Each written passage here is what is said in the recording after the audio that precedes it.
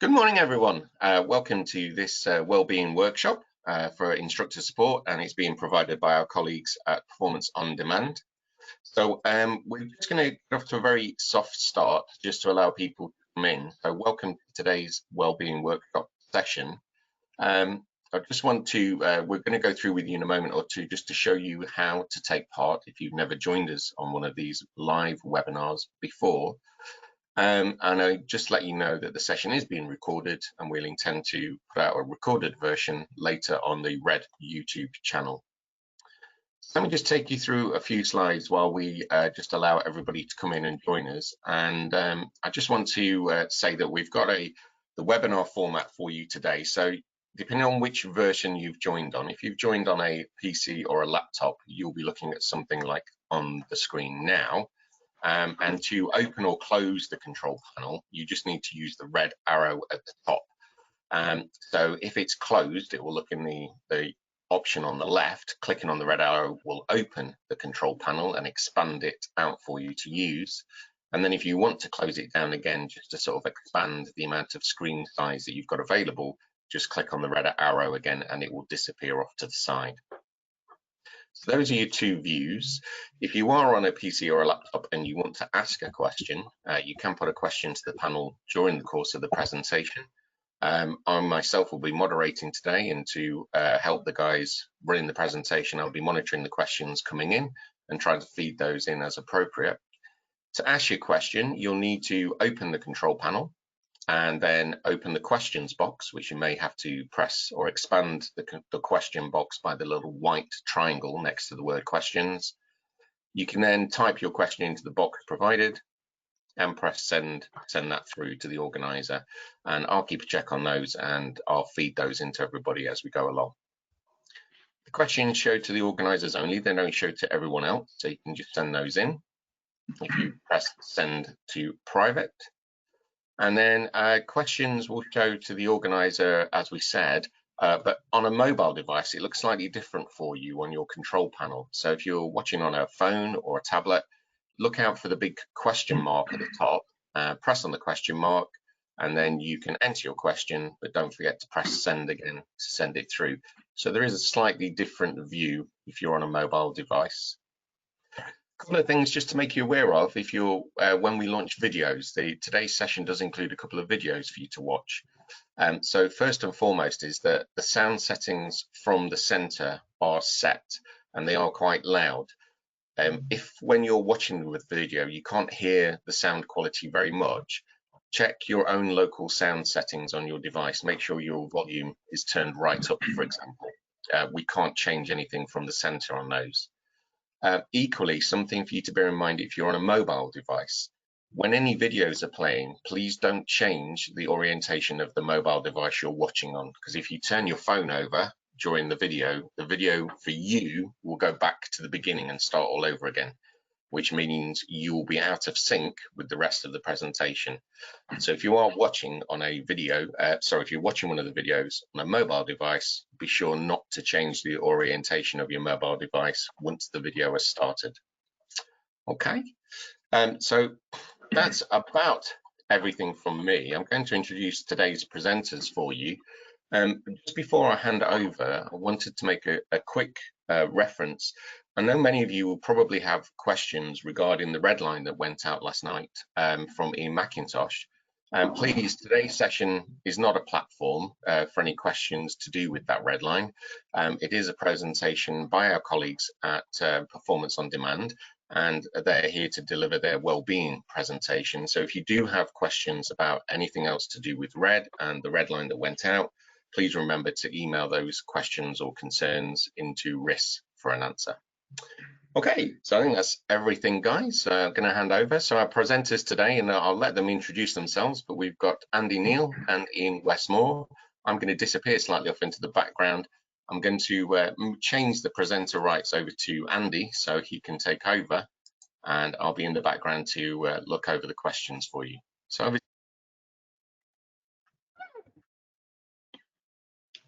Okay, good morning, everybody.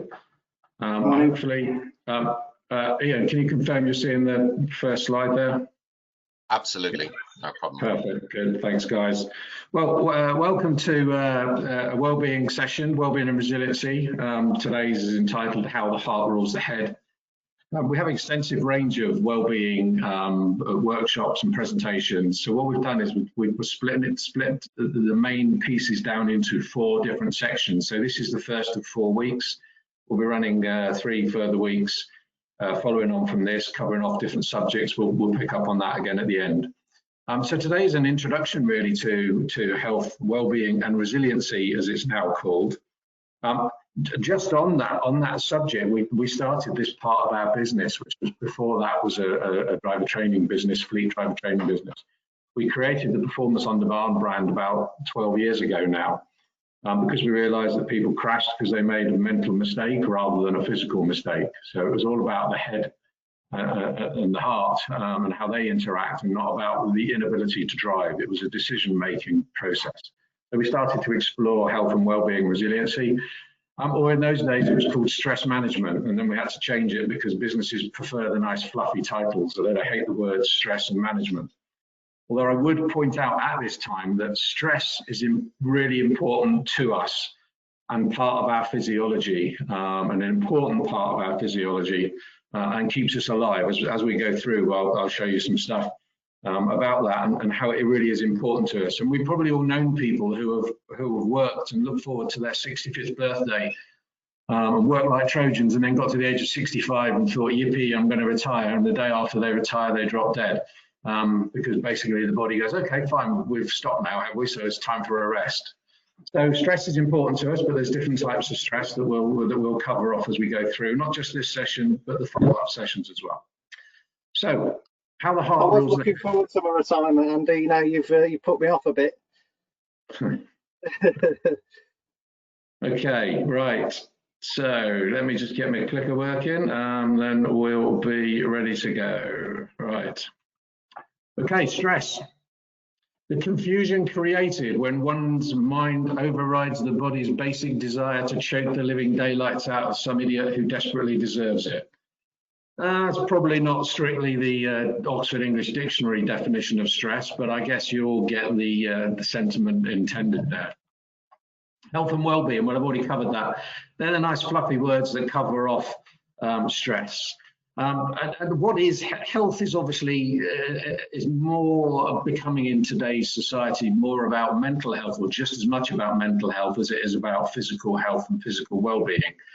And resiliency is a word that's bandied about these days as well. What is resiliency? Well, we like to think of resiliency as 2 things. And I've been doing workshop presentations now for some time around this subject. And I've said that resiliency is about the ability to cope. And quite often I get a look from the members of the audience, and today I'm getting absolutely no looks whatsoever because I can only see one of them, and it's Ian. So I look around the audience and people look at me as if, yeah, I can cope, mate, why do we need this? And at that point I say, well, yeah, but at some point in your life, in the future, something will happen that you are unable to cope with or struggle to cope with. And if there's one thing that we can guarantee is that there is something further down the road that causes us a problem. So the last time I delivered this presentation live was back in March, and I didn't for one moment think that a month later we were going to be struck down with the COVID-19 stroke coronavirus. And I guess the time for our resiliency is probably now, and over the last 2 months, and in the time to come as well over the next 2 or 3 months as we start to get back to work. So resiliency is about the ability to cope, but as importantly, and if not more importantly, it's about the ability to bounce back, okay? Or bounce back ability, which is a horrible word, but bounce back ability is really important. So the ability to recover from adversity. And there are some tools that we're going to go through today that will help you, hopefully, to be able to cope, be able to manage, be able to control, and be able to move back and move forward. Okay, the Chimp Paradox. This is a book written by a guy called Dr. Steve Peters. Now, Steve Peters has worked with many elite sports people. He's worked with Liverpool, I think. He worked with British Cycling and completely revolutionised. And when we come on to the one of the future sessions about sleep, there's another guy called Nick Littlehales that has also worked in the similar sort of environments with, in fact, with Manchester United and again with British Cycling, who seem to have been really up on this over the last few years.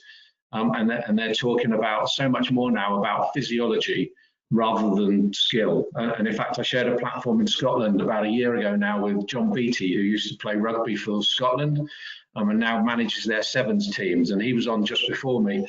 And he pretty much got up and stole all my thunder because he got up and talked about health, well-being, resiliency, hydration, nutrition, and all that sort of stuff. I was looking forward to some rugby stories from the 1990s. And he basically just did my presentation. So they're very much now at elite sports level into the head and the heart and how they interact.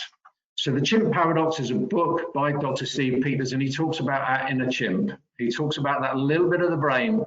A simple analogy, you get to the supermarket, you've got everything that you needed, and you get to the till and there's the chocolates by the side of the till. And you didn't come out for chocolates and they're not on your list, but your chimp's going, go on, yeah, you can, you can, you can. And you're going, no, I shouldn't, I shouldn't. And the chimp normally wins, of course, and we throw the chocolates in. So that's the Chimp Paradox.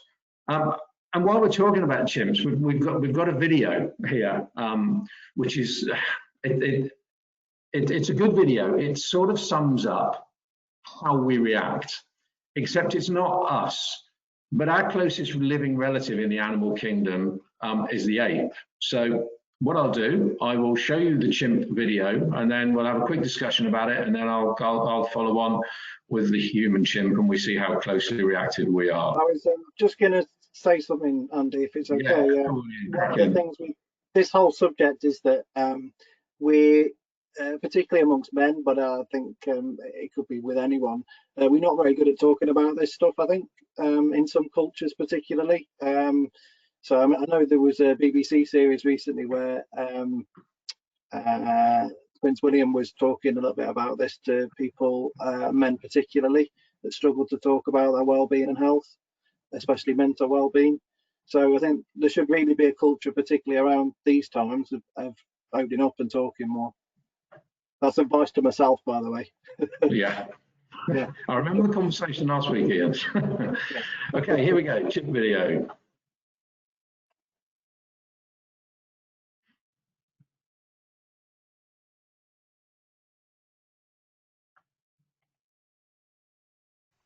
So what we did is we put two capuchin monkeys side by side. Again, these animals, they live in a group. They know each other. We take them out of the group, put them in a test chamber. And there's a very simple task that they need to do. And if you give both of them cucumber for the task, the two monkeys side by side, they're perfectly willing to do this 25 times in a row. So cucumber, even though it's really only water in my opinion, but cucumber is perfectly fine for them. Now, if you give the partner grapes, the food preferences of my capuchin monkeys correspond exactly with the prices in the supermarket. And so if you give them grapes, it's a far better food, then you create inequity between them. So that's the experiment we did. Recently, we videotaped it with new monkeys who had never done the task, thinking that maybe they would have a stronger reaction, and that turned out to be right. The one on the left is the monkey who gets cucumber. The one on the right is the one who gets grapes. The one who gets cucumber, note that the first piece of cucumber is perfectly fine. The first piece she eats. Then she sees the other one getting grape, and you will see what happens. So she gives a rock to us, that's the task. And we give her a piece of cucumber, and she eats it. The other one needs to give a rock to us. And that's what she does. And she gets a grape. And she eats it. The other one sees that. She gives a rock to us now, gets again cucumber.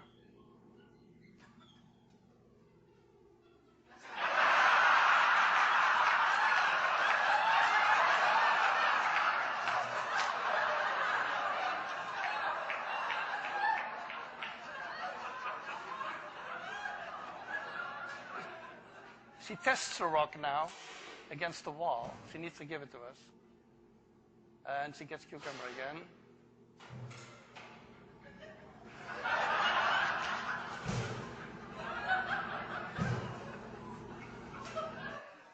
So this is basically the Wall Street protest that you see here.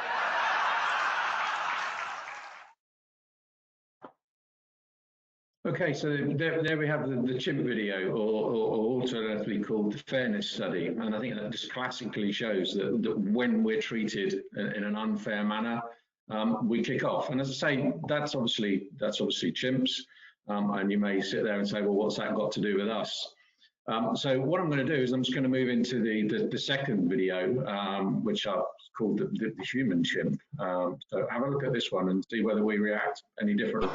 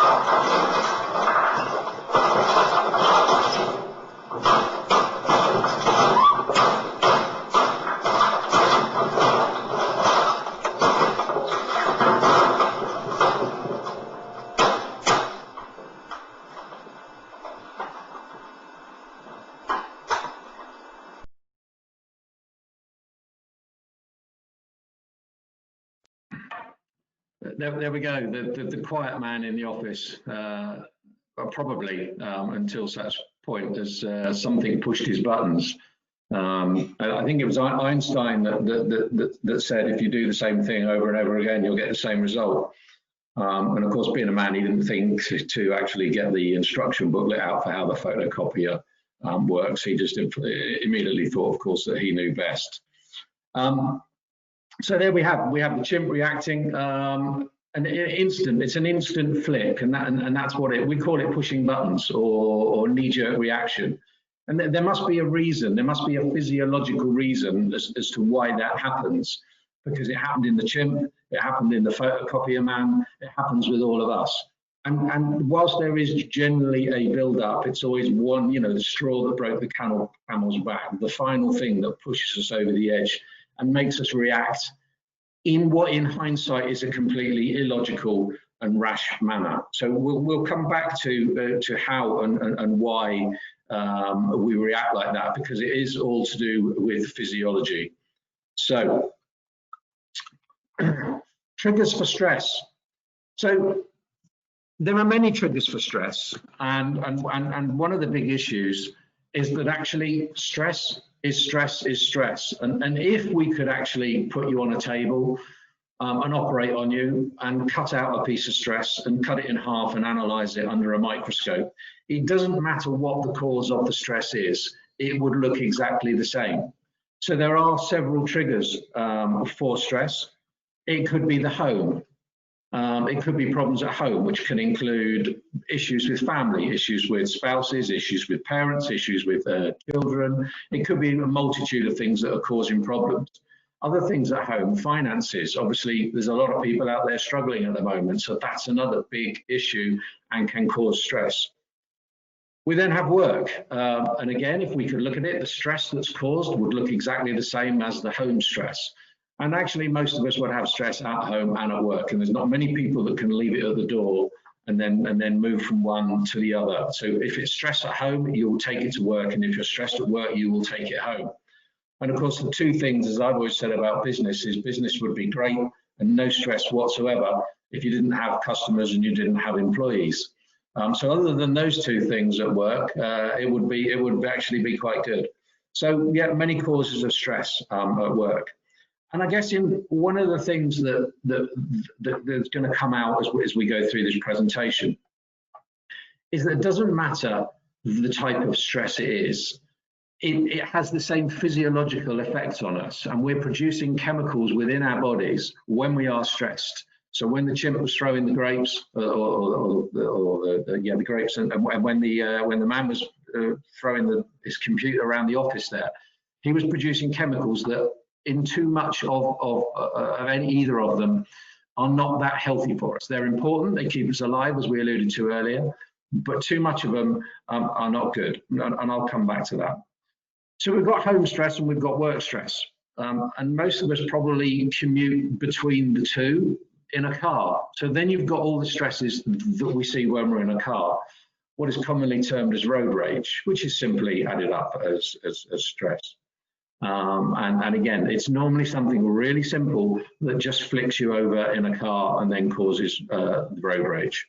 So triggers of stress are multitudinal. So then we come to this slide here, where we talk about how is the stress, how does it manifest itself? Why is a certain situation stressful? Well, if we have tasks, just on the whole triggers situation, we were talking about this yesterday, and I think it's important to recognise that some people do recognise the triggers, but we don't always know them. Some people do, some people don't, and there might be certain triggers that you don't know till you're there. Sometimes it can be a certain smell or a certain situation that you're in. Everybody's different, but recognising them is part of the battle, because if you know them, you can manage them better. Yeah, and we'll come on later in the presentation as to how to manage stress. It's actually quite simple, and we'll get everyone do it together, and we'll give you a demo. So then we've got the triggers of stress. And then we've got how it manifests itself. So my post ladies just dropped the post. Thank you very much, my love. So then we've got time. So how long do you have to do a task? If I gave you a simple task to do and gave you a week to do it, it wouldn't be stressful. If I gave you 30 seconds to do it, that would then build in stress. So that's one of the issues that follows us around stress. The volume, we're not talking about sound here, we're talking the amount of work to do that you have within that given time, and perhaps other stuff that you've also got to do. So it might be about prioritizing things. So we've got the amount of time to carry out a task, and then the volume of work that's required to do that task in that given time. And obviously what they do work together, those two. And then the amount of control that you have over the task. So is it purely your task, or are there other people that you're now relying on to have input that is not allowing you to manage the time and the volume issues here? This then brings us on to something that we call control the controllables. This is about, I like to think of it as possibly halving all of your issues and all of your problems. And in a group setting, in a workshop scenario, I'd probably ask you to write some things down. And if you want to do that at home, you can, if you've got pens and papers there. And if you just write down 2 or 3 things that are causing you stress at the moment or worry. And then as we go through here, and at the end of the session, you can perhaps use this analogy here and see if it helps you to halve your problems, or even to deal with your problems a little bit better. So the problems will fall into 3 areas. Who or what do you have no control over? Bit of a double negative there. So what or who do you have no control over? Edwin Moses, the great 400-meter hurdler, had a saying, and he said, "There ain't no point worrying about stuff there ain't no point worrying about." You know, if again, a simple analogy, if it worries me that it's going to be daylight tomorrow, there is no point in me spending any time worrying about that. But of course, telling someone not to worry about something is actually not that helpful. You need to work it out for yourself. So there's one of the buckets, if you like. So we've got a bucket. If there's something that's worrying you and you have no control over it, you have to learn to accept it. And there's a second thing. Who or what can you influence? So again, look at one of your problems. Who or what can you influence to change it? Because if there's things that you can influence, then influence them. So this is the middle ground, if you like. This is problems where you have some control, but not total control. And of course, then that leaves us with the third bucket, which is who or what you can control. And this is the middle of the circle, because if you have control over these things, then manage them. So look at your problems and then analyze them and then work out what you can control and what you can't control. And simply put, control the controllables. Deal with the things you can deal with. influence the things that you can influence, and then work forward from there, and then perhaps involve other people in helping you push it up the line to someone, however you want to deal with it. That's good. This is one we use a lot in car. You want to go back a slide, Andy? Yeah. We use that in car quite a lot with people, particularly when I'm sure everyone's had this situation, something happens and someone gets very upset, angry about something. But asking them these questions is really helpful. So like, can you control the fact somebody's just cut you up or pulled out in front of you or whatever? No, of course you can't. It's one of them things. Can you influence them? Well, I suppose you could, but it's really about them middle sections. What can you do? What are your options? And I suppose that also comes back down to in-vehicle coaching. You know, what can this individual do to try and relieve that or deal with that issue? So we find this quite powerful in vehicle, as well as for yourself, for your own issues. Yeah, cool. Okay, thanks, Ian. So what pushes your buttons? We had the conversation a short while ago about the guy in the photocopier there, what pushed his button. What pushed him over the top? Well, evolutionary wise, we have not evolved from when we lived in caves.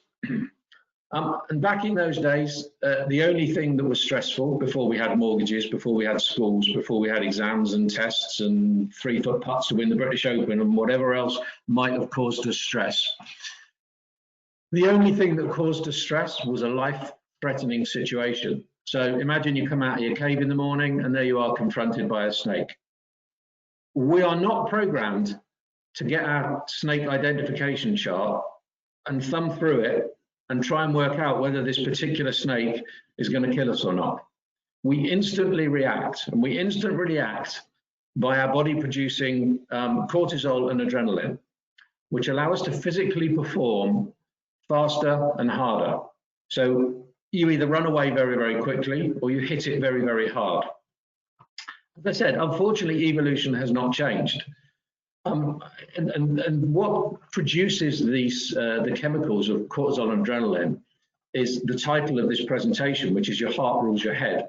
And it comes from an emotion, and we're going to explore emotions more again in weeks 2 and week 3. But we're going to talk about how your emotion basically governs how you react. So you've got your heart, which is the powerful organ in your body, and that's where the emotion comes from.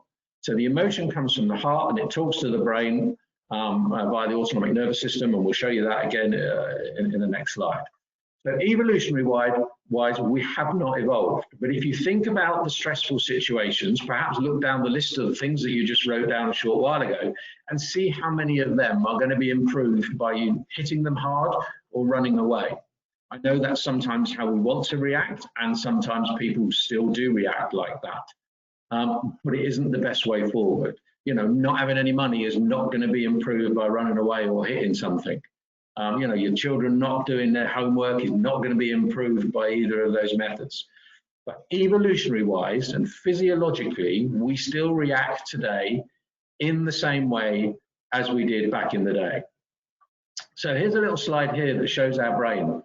And at the bottom of the chart, we've got 2 heart signals. The red one is what we call the incoherent signal, or frustration caused by emotion, anger, etc. And then on the right-hand side, the green one, we've got what we call coherent signal, okay? And again, both of these signals are sent from the heart. So in a stressful situation, whatever that stressful situation may be, we call it cortical inhibition. So in a stressful situation, a message is sent from the heart to the brain via the autonomic nervous system.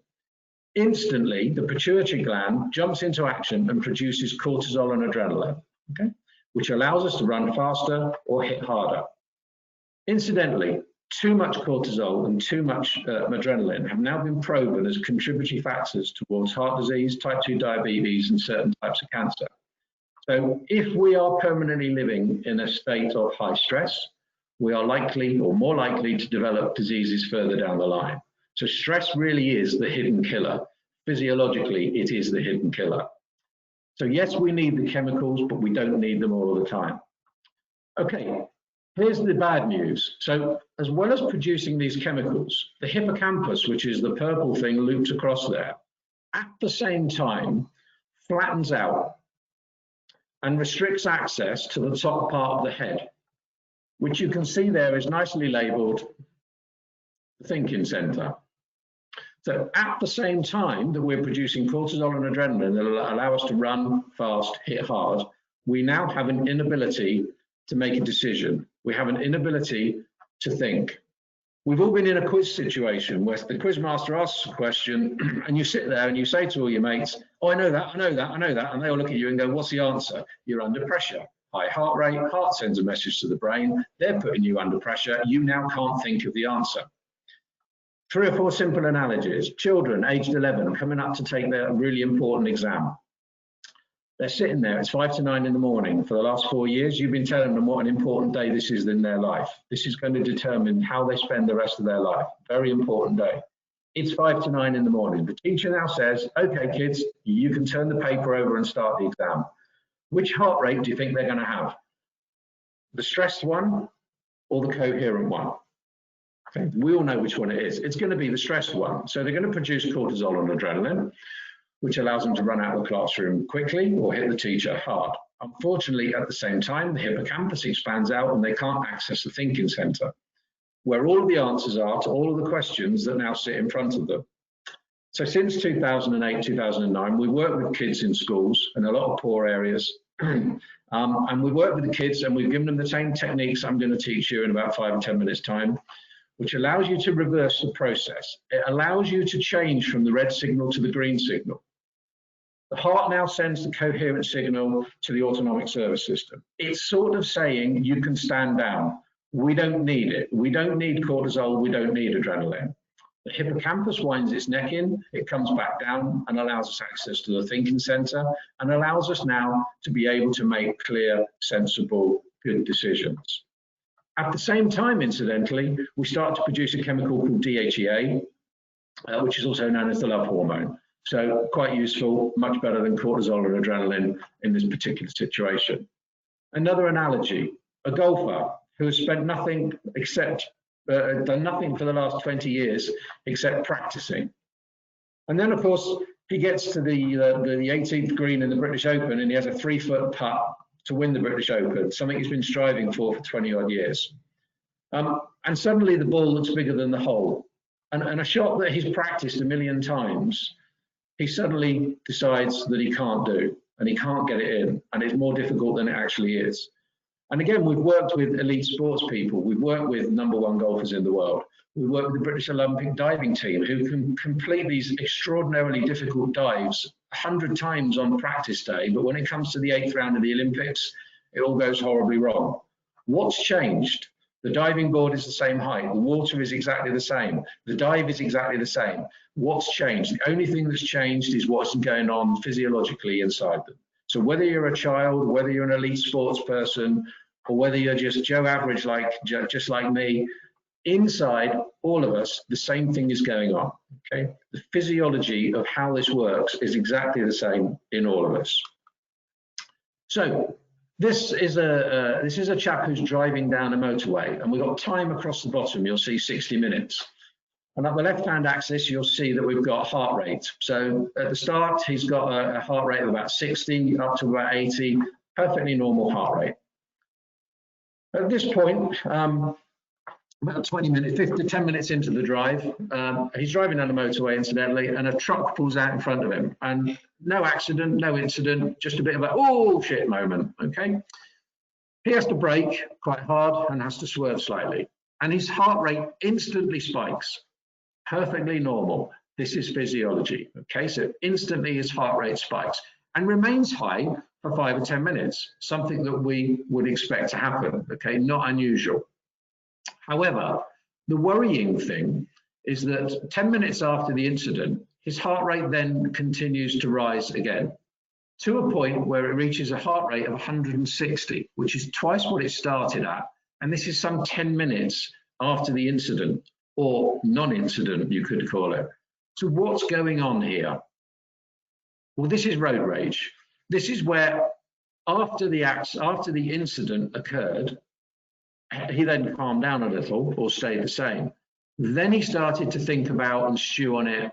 and he's probably chasing the lorry down the road at this point, and he's probably trying to attract the lorry driver's attention to give him a peace of mind, and he may well be giving him hand signals that aren't in the highway code. He's producing cortisol, he's producing adrenaline. Not good. You don't need cortisol and adrenaline in excessive amounts to drive a car down the motorway. What you do need is clarity of thought. And of course, he hasn't got it because he's suffering from cortical inhibition. And if we look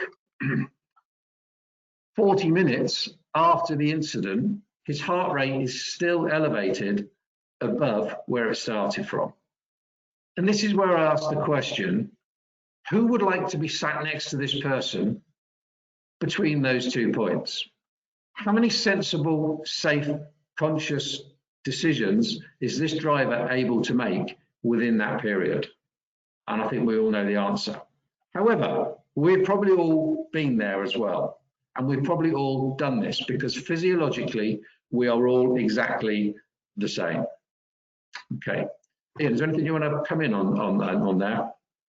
Well, the only thing I'd say is that I think, again, like Andy said, we've all been there. We've all been in that situation. When we talk to drivers about this situation, we always talk about, what are the solutions to this? And obviously, Andy's going to go through a solution now. But obviously, in that case, it's probably better to pull off the motorway and have 5 minutes. But it's not always possible to do that. So, yeah, hopefully, we'll give you another alternative. Yeah, something that you can do while you're driving perfectly safely. Okay, so just to recap, these are the 2 heart signals that we're going to see shortly live, hopefully, as long as the technology works. So this is the frustration one, and this is the appreciation one. You can quite clearly see by the wave pattern that they fit the words. There is a third one, it's called flatlining. That's not good. Flatlining is when you're dead. Okay, so this is heart rate variability. We've all seen casualty where at the end the monitor always goes to a flat line. Okay, just before we come on to the live demo where we teach you all how to live better and make better decisions, hopefully, I just want to go through this axis here. At the top we have a high heart rate or challenge, and at the bottom we have a low heart rate relaxation. And to the left-hand side we have negative emotion, and to the right we have positive emotion. So glass half empty on the left, glass half full on the right. If you have a high heart rate, you're being challenged, potentially stressed, and you have a negative emotion, just think for a couple of seconds about what words you might expect to see in the stress box. I know you're all shouting them at me, but I can't hear you, so I'll show you. Frustration, anger, anxious, and defensive. So with a high heart rate and a negative emotion, these are the type of feelings that we're going to be having. And feelings and emotion is all the same thing. Okay, so emotion is a really important part of this. Imagine you have a day like that, where you spend most of the day, and we've all had them, where we're feeling frustrated and angry, anxious and defensive. And then you go home at the end of the night, and you were going to go out tonight. You were going to go for a walk, because obviously you can't go to the pub or the restaurant because they're all closed in the morning, but you were going to go for a nice walk. But you get home and you think, do you know what? You've got a negative emotion still, and you've got a low heart rate now. It's starting to drop off a little bit. And do you know what? What do? You end up sitting on the sofa. Perhaps before you sit on the sofa, you go to the fridge and get one of your friends out and take it back to the sofa with you. And why is that? It's because you've got a loss of interest, you're cynical, you're exhausted, you're defeated, and you're burnt out. And these are all caused by having too much adrenaline, too much cortisol running through your veins all day. So let's switch. Let's now assume we have a high heart rate, but a positive emotion. So we're still stressed, we're still challenged, but we're now more positive about things. We're resilient. What type of words would you expect to see in the top right-hand corner? Dynamic, passionate, confident, joyful, connected. And if we have a day like that, at the end of the day, or during the day even, we're cool under pressure, we're in control, we're relaxed, and we're peaceful. Also notice that on the left-hand side, we're producing the cortisol, and on the right-hand side, we're producing DHEA. We are going to spend time in all 4 quadrants. Of course we are. That's a natural thing to do. But a lot of us spend a lot of time on the left-hand side of this scale. And that's not healthy. So what I'm now going to do is I'm going to give you something, a real simple, easy tip, and hopefully we'll be able to demonstrate it, that allows you to switch from the left-hand side to the right-hand side like that, in an instant. Like we saw with the chimp and like we saw with our photocopier man, they flicked from the right-hand side to the left-hand side in an instant.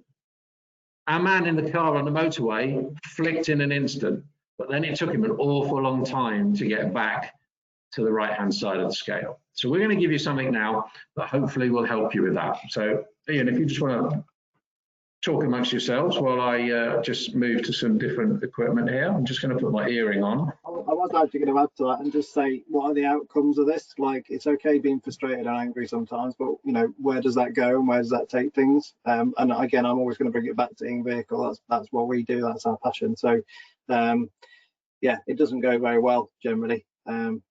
So yeah, and obviously the stuff on the right, in control, nice and chilled out, focused, engaged, joyful. That's all the places we want to be when we're on the wheel. That's a great shot, Andy. Do you want to move your laptop, Andy, so we can see your face? Oh right, sorry, I was trying to go to screen.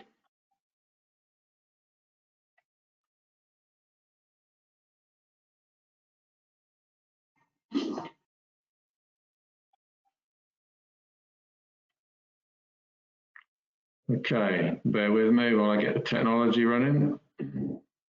If you put it onto the screen with the PowerPoint, Andy, it seemed to work then. Oh, there you go. Okay, you got that there? Okay, so what we got here? What we got here is you can probably, or you saw me putting the ear clip on. I don't know whether you can still see me with an ear clip. And what you can see here is heart rate variability. Okay, so I'm creating, you're seeing actually now what's going on inside my body at the moment. So these lines here are quite clearly not what we saw earlier with the frustrated, with the coherent signal. I'm very much in a frustrated signal here. It's all over the place. And that's hardly surprising because actually I'm performing at the moment. You can see my heart rate is currently at 136. I'm thinking, I'm doing stuff, and there's a lot going on in my head. And it's quite stressful talking to 140 people who you can't see in this modern era of presentations and workshops. So what we're going to look for here is we're going to look for my heart rate. We're going to look for this pattern evening out, hopefully. And we're going to look for these buttons here, which are red, blue, and green. And obviously, we all know that red is the danger signal. And I'm currently in the red zone. So my aim here is to move from the red to the green and start to fill up this box over here. And the way I do this is a little bit of a trick with breathing, but then also changing my emotion to a positive emotion. Okay, so what we're going to do is we're all going to do this together so I don't feel completely stupid on my own. And we're all going to sit up nice and straight and put 2 feet flat on the floor. And then we're going to start to breathe. And we're going to breathe in for a count of 5 and out for a count of 5. And we're going to breathe through our bellies. So it's quite deep breathing. We don't hold the breath. It's in and it's out. Obviously, to do this, I need to be able to shut up and breathe and clear the frog in my throat at the same time. So I'm going to start breathing now. I'll show you what's going on with the mouse moving around on the screen, hopefully. So here we go.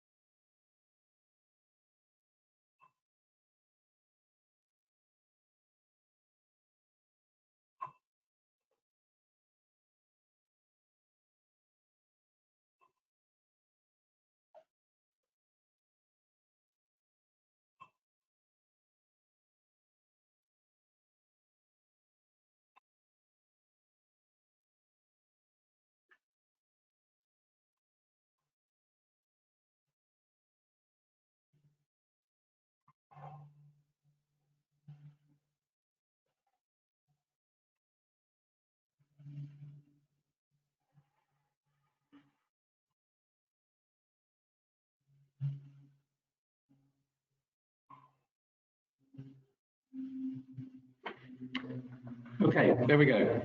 So you can instantly see that when I started doing the new breathing exercises, we changed from this squiggly pattern here to a nice even pattern where the top to bottom was the same as the side to side on the heart rate variability. I'm just going to stop it, which will give you a different view. Incidentally, I was doing it at the same time, and I had the same program open, and I've got it's virtually identical to Andy's screen there. So here you can see quite clearly, this is where I was doing the introduction and talking to you and explaining about what was going on. And then instantly we started doing the breathing exercises. We managed to change the pattern and become a coherent signal. So what's happened there is we're dispelling, we're getting rid of the cortisol and the adrenaline that's going on here that's allowing me to do what I was doing previously. We're changing the chemical reaction in our body and delivering this coherent signal. Also, what this is how much time I spent in each area during that 5 minutes, which is here. So there was 50% of the time was in the red, which was up to about here. And then we instantly turned it to the green and went across here. And this was the average heart rate over the time. What we recommend is that you can do this, what we call in the moment. So when someone cuts you up in the car, when someone bumps into you in Sainsbury's or whatever it might be, this is when you feel the need, when you feel the trigger, whatever the trigger may be, this is where you need to go to the deep breathing, and you breathe in for 5 and out for 5, and you do it with a change of emotion as well. So you need to try and change your emotion from a negative to a positive, and we'll come back to that more in the next session, where we talk about how easy it is to flick your emotions and how you do that. Okay, so is there anything you want to add there, Ian, while I switch back to the main presentation? Not really. I say I was doing it at the same time and had a very similar result to Andy's. So we demonstrate this all the time, don't we, Andy? One of the things that's quite interesting is we can do it the other way around as well. I think Andy taught me this one is to ask someone to sing in front of a group, which usually spikes people's sort of frustration and upset and all the rest of it, but you can see that live on the screen, but then you can revert it again by just doing the breathing exercises. Yeah, it's obviously in a what was a normal situation in a workshop scenario, we would pull someone up from the audience and plug them in and put their ear clip on them and teach them how to do it live in front of their colleagues. But hopefully you could pick up that, and hopefully at some point in the future we'll get back to that, and we'll be able to give you a chance to operate on this piece as well. Obviously, it's quite difficult for me to do that because as soon as I start speaking again, you'll notice that the trace went back to the previous one. So it is a matter. But you know, even when I was a kid, this stuff was only discovered in the mid-90s, incidentally, about how the heart rules the head, and physiologically, scientifically, that was proven for the first time. But in the 1960s, when I was having a tantrum when I was age 4 or 5, strangely enough, my mother told me to take deep breaths. And normally company would go to your room. I still get go to your room and take some deep breaths now from my wife, as it happens now. But yeah, it's an interesting thing to actually be able to physically see inside the human being, and that's what we did there. We saw inside and how that was happening with me. Okay, just quickly moving on then. Last couple of slides as we're nearing the end of our time. Resilience. We're one finger away from peace. Stuff happens. It will happen. As I said before, you know, when I did this pre-COVID, I always said to people, something will happen in the future that you are not able to control. So we need to be ready for it. We need to be able to accept it. Stuff happens, accept it. Is it within your control? Control the controllables. If it is, control what you can. Is it harming me?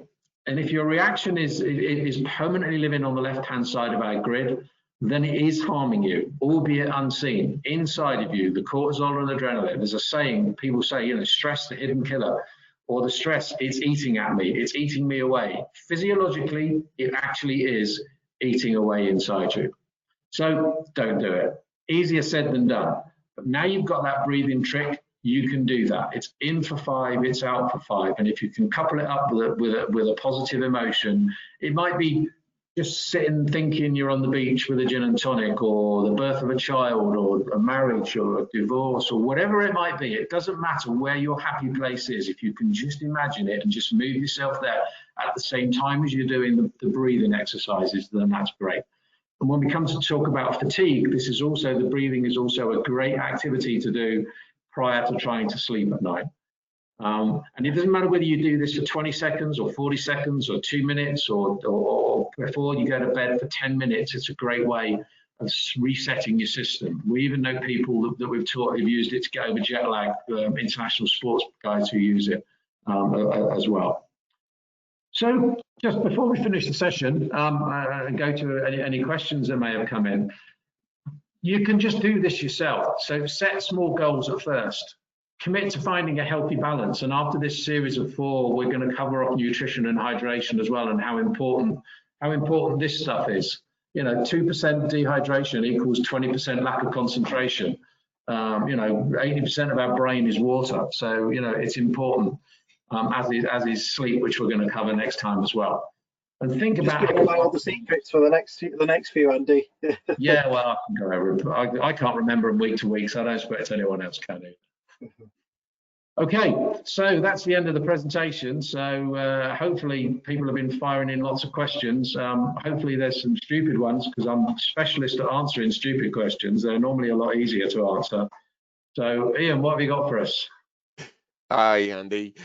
First of all, thanks guys very much. Already some appreciative comments coming in saying thank you very much for an informative session and found it really useful.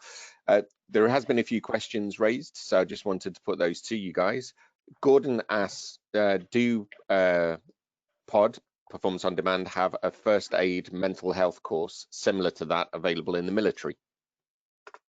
Well, the answer to that is no, although a lot of our trainers are mental health first aiders. The company that registers, Ian, what's the name of the company that does the mental health first aiders? Can you, there's an accrediting body that does that. So whilst no, we don't do that ourselves, several of our trainers do have that, but it has to be organised through this accredited body. Ian's going to go on to Google and find that, and I can see him looking at his other screen. So yeah, but some of the trainers do have that, but it's not something that we offer, because most of our corporate clients have a lot of stuff to support this as well. So I'd say that's a really positive move forward within the workplace. You know, it's definitely nice to know. We one of our big clients is Network Rail, and I know that they have a lot of mental health first aiders. When they come on and do fatigue training with us and training them on well-being, a lot of the stuff that we cover that they've already covered. Yeah, it's a really positive thing, I think, to have that type of thing in the workplace. A lot of what we do complements the other stuff as well that our clients already have. We have an online wellbeing profiler, WBP, which is a monthly thing, and it's the same 58 questions you get sent on a monthly basis, and you answer the questions and you get a personal report at the end of it that tells you how you're doing in 11 different areas, some of which are behind me here. So you can see them there: test tiredness, anxiety, anger, relaxed. And you get a nice report, and it shows you how you're doing over time, and it also gives you advice and tips on the 2 areas you score in least well. So that's an online tool. All the data is kept personal and private. And with corporate clients, we charge them £1 per person per month. So it's, you know, it's not a huge amount of money. So that's available. I always like to draw the similarities when we look at people's wellbeing profiler and how there's basically a graph which shows you how well you're doing. It's interesting because I know Andy said to me that when we draw attention to it, if it's needed with managers, it's often seen already within their performance at work, or there's something happened at home or whatever, and it just usually highlights it. So it's quite a powerful tool, that. And obviously that's going to be the same with drivers or trainers as well. Yes, is that tool available for red driving instructors? Is that something that we could access internally? Yeah, we can make that available. It's not a problem. Yeah. I think that'll be really useful. Actually, that sounds really useful. Thanks for your answer there. Tony says that Mental Health UK accredits mental health first aid courses. Okay. So maybe that's the one that we're thinking about.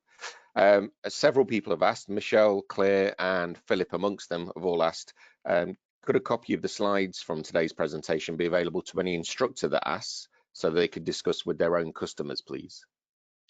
Yeah, we're gonna cover this off in week 4 once we've done all the course, all the 4 elements, because it all builds together. So what we've done today with the breathing techniques, that will come back into week 2 and week 3 and week 4, because it underpins our physiology, underpins, you know, a lot of what we're talking about. It underpins fatigue, it underpins emotions, it underpins our health and our well-being. The positive side of our brain, you know, underpins the food that we give it, you know, the nutrition, the hydration, et cetera, et cetera. So yeah, at the end of it, we've got a booklet called Boosting Up, which will be there as a giveaway. And of course, you know, we're always looking for additional trainers to come and work. And I think that, you know, the last session is entitled "How You Can Pass This On to Your Trainees." You know, I talked earlier about kids in schools passing exams. Well, of course, you know, what are we all doing? We're teaching people to drive. Why did they fail their tests? None of them fail their. I mean, I would sincerely hope that we're not putting people forward for tests if they are not capable of passing it. So why did they fail? And the reason they fail is these 6 inches here between the ears. Something mental. Yeah, they make a mental mistake. So if we can give some hints and tips about breathing and positive emotion, then, you know, that's, you know, I remember I did some work a few years back with a golf professional, and he was looking to move from like the top 50 in the world to the top 10 in the world. And to do that, his sports scientist had worked out that he needed to improve by 0.1%, you know, tiny increments to move up to that next level. And his sports scientist kept telling him, "You need to get in the zone. You need to get in the zone." And he's going, "What's the zone?" You know. And this guy was a sports star, so he sort of missed most of his schooling. You know, been on a golf course hitting golf balls. So we gave him some simple techniques, and as it happens, he went out and won the British Open the following year. He doesn't accredit it entirely to us, but, you know, it was a small part of the puzzle. But yeah, these techniques do work in helping to control our emotions and give us a positive outlook. Yeah. And on all of that point as well, and what you've been referencing in the presentation today, Philip says, in relation to the job that we do as driving instructors, of course, if one of the customers makes a mistake, quite often we will pull over to discuss, to talk about the mistake, or even if another driver has done something that's caused our driver, you know, our customer to become reactionary to that, we'll often pull over. Do you think the way that we go through the analysis of the problem is adding to that person's stress? Would it be potentially, Philip suggests, better for them to, you know, to encourage their customers to take a few short, deep breaths first? I mean, I know I used to do that a lot with my customers in the car. You know, over the years, that's something I've always done. Do you reckon that's a good idea before we get into the analysis?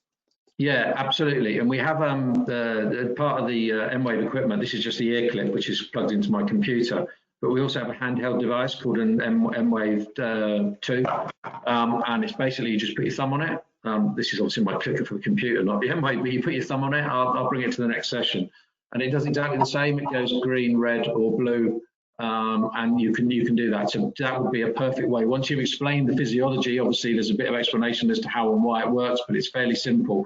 You know, the beauty is if we're working, Ian's got it there. So if we're working with kids aged 10. We have to keep this at a fairly simple level, you know, and if we're working with sports stars as well, to be fair, they're sometimes like the kids age 10, we have to keep it at a fairly simple level.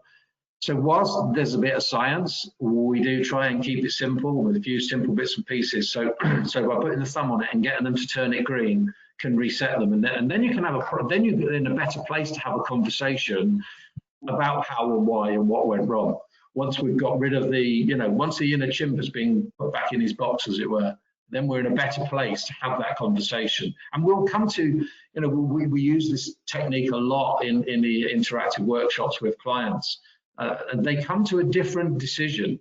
You know, I ask them to write down a problem, and then I ask them to write down what they're feeling about that problem. Then we do the breathing, and then I ask them to go back to the same problem and come back with a different answer, and they nearly always come back with a different approach to the same problem because they've accessed their thinking center and got rid of the cortical inhibition. With regards to the breathing technique, sorry, Ian, with regards to the breathing technique, Claire states, and this is quite a good point actually, and I think you referenced it during the session, how long is it necessary before it's going to have any effect? Do you need to do it over a minute, 2 minutes, less than that? The more you do it, the better.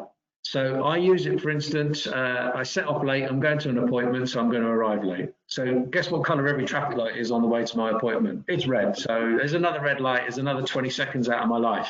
So what I've trained myself to do since I've learned about this stuff is when I get to a red light, I start breathing. I stop, I don't shut my eyes and I don't go to my happy place, but I breathe in for 5 and I breathe out for 5. And normally by the time I've done 2 cycles, which is 20 seconds, guess what? The lights change. So I've got rid of the cortisol, I've got rid of the adrenaline. I'm now able to think, actually, I set off late, so I'm going to arrive late. So it might be best if I just stopped and phoned them to tell them I'm going to be 10 minutes late. That's going to take the stress out of it rather than trying to catch the time up. So any time that you can do is good. So you might be able to do it 50, 60 times. You know, I've been in many a meeting over the years where I've been bored stupid. And I'm able to just actually look straight over or through the person opposite me who's waffling on, talking rubbish for 20 minutes, and do the breathing, and they don't even know where I've gone. You do need to be careful that you don't shut your eyes and, you know, emotionally you have the place. You will fall asleep as well, which I've also done. Just any time you can do is good. A lock-in, the one that we do before bed, is about 9 or 10 minutes, and that's a good time to do what we call a lock-in. 3 or 4 of them a week is good for us. But any other time, even if it's only 2 revolutions, 20 seconds, brilliant. Often as you can. Mm-hmm. Just going back to the sort of question, it's a really good question actually. The first bit is I have seen ADIs use this before a session, because you've got to think also what has that person been just come from. So particularly if you're teaching key workers as an example, then what have they just come from? But that might be the same if they've just come from school or whatever, changing their frame of mind if they've had a good or a bad day, either way. And then the second part of that would also be, Ian asked about the analysis side of things. We sometimes can jump to a conclusion as to why something's happened, but it's trying to find out what's the cause rather than the effect. And very often it's very much to do with, like we're saying here, we're stressed about something or there's something else going on. It's not because they can't do a left reverse or they can't do whatever. It's just the fact that their mind isn't in the right space of time. So. Yep, that's really good. And there's some other comments coming back in, and I think it is really important. And that idea that you've just suggested, Ian, about maybe at the beginning, right at the very start, before a session starts. And I would certainly encourage any PDIs that are listening in or watching to think, you know, this would be a really good technique for you before you go into your Part 3 exam, or any ADI to think really good technique to do for yourself and your customer before you go into your standards check, of course. So you're both in the zone, as it were, before the exam starts. I think it'd be really useful. Let the examiner see it as well. When we work in schools, Ian, what we get the kids to do is when they turn the exam paper over, we get them to do the breathing for 2 or 3 minutes before they even read the first question. So they get, you know, and they've all got a happy place they can go to dead easy. You know, occasionally we meet people in corporate land say, I haven't got a happy place. So that's a bit more of a challenge. But the kids can all remember something. They've always got somewhere they can go. We just get them to sit there, eyes shut, you know, use 2 minutes of your hour for your test or whatever it might be to get your brain working, to get access. And if they struggle at any point during the time, we just program them to go bang, stop, breathe, move on. It could also be throughout the session, particularly if it was a test and they just made maybe a mistake. We all make mistakes, and as we know, it doesn't necessarily mean that it's a fail. Just sometimes having a few moments, just say, oh, I just need a moment, in doing the breathing, or they could do the breathing whilst they're driving. You know, so yeah, breathing's good. I think for anybody going to a Part 3 test or a standards check, you arrive at the test centre usually with about 5 minutes to have to sit in the waiting room. So that's a perfect opportunity while you're sat in the waiting room waiting to meet your examiner. You can do your breathing techniques. Your customer usually is left in the car waiting before the exam starts. So you could be asking them to do it if you've pre-programmed them beforehand, so that by the time you both get back in the car with the examiner there, you are both in the same place and ready to start.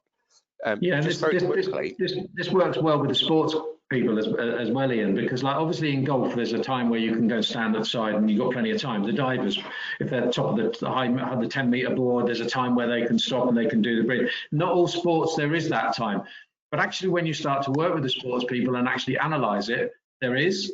they will tell you, actually, there is a time, I'm a footballer, whatever it might be, but there is a time somewhere where they can do, even if it's just 10, 20, 30 seconds, particularly for a penalty, for example, so yeah. Yep, definitely. Just to clarify, the small device, the fingerprint device you talked about, is that something that they can buy generally, Yes. on the high street? And would you be able to provide a link that we could send out in the next edition or something, so people know where to go for that? Yeah, we'll do that. We've got we've got them here in the store cupboard, so they can get them from us, or they can get them live online. But yeah, not a problem. That would be great. Several people have asked about that, so I think that would be really good. And just for people who are watching, perhaps taking some notes, could one of you just give us the name of the device, so what they could search for? Yeah, the breathing technique is called Heart Math, all one word, Heart Math. And the devices are branded as M-Wave, EMWAVE, M-Wave, and it's M-Wave Pro, M-Wave 2. There's several different products. There's an app now. There's the device that I've got plugged into my computer. The top end ones allow you to. So I've got a whole lot of history stored on my computer and everything else. The in the moment ones and the app ones don't record so much. The one I've got on my computer, you saw all the graphs and everything else. With the kids, there's games. So there's a balloon game, there's a garden game. So, when we work with the kids, particularly if they're a bit ADD, autistic spectrum, something like that, when we work with those kids, it's good because the better they get the breathing, the more the garden gets painted and decorated and more animals, and the balloon game, the faster the balloon goes around the world. There's like a computer game that's monitored by your breathing. So yeah, there's all sorts of stuff. It's called Heart Math. They're from California. Most wearables will have the stuff built in. So I was showing you the one which said relax, but the breathing techniques are free. So that's the best option, really. There's loads of apps as well on the phone. Calm is another good one. Breathe is another good one. There's loads that you can put on your phone and do the breathing. Okay, I'm just going to send a message to everyone so that'll have the name in it. So you said it was M-Wave. Was that EM? Yeah, EMWAVE, all one word, M-Wave, and the name of the company is Heart Math, H-E-R-A, Heart Math as it sounds, all one word. Heart Map or Math, sorry. Math, as in mathematics. Thank you very much.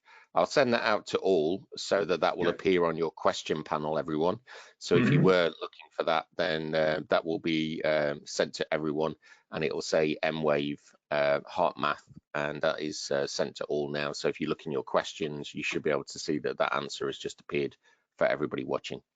Yeah, great. Thanks, guys. That's gone through all the questions that we've had coming in and all of the extras that have just been coming through. Several people, again, a lot more people have said now, thanks for a great episode. I've really enjoyed it. Really good slides. A lot of people saying about how it's, they've referenced previous work careers that they've had as well, and that they do a lot of this already, and it's really great to see that Red are doing something like this with you guys. So I think it has been very beneficial for everyone. So thank you all very much. We've got 3 more sessions, I believe, over the next 3 Fridays. That's right, isn't it? Yep, same time, same place next week for fatigue, I think. Yep. Yeah. Just to let everybody know, the invites go out on a Monday or a Tuesday from the marketing department at Red. They'll send out a red line with all of the invite details for you. Following on from the session every Friday, a video copy will be posted to our Red YouTube channel for all instructors to watch, and that will go out on a red line later today to let you know that that's gone live. Anybody who did have an issue, I tried to get to as many as possible. There was very little we can do centrally to help you out, but if you did miss anything, then just watch the copy on the YouTube later. Great. I think that's about everything. So thank you very much, guys. Thank you, Andy. Thank you, Ian. Thanks to the guys there for delivering a great session. Really enjoyed it. And we'll see everyone again next week. So thanks. Bye for now. Thanks, everyone. Stay safe. Keep breathing. Okay. Keep breathing, definitely.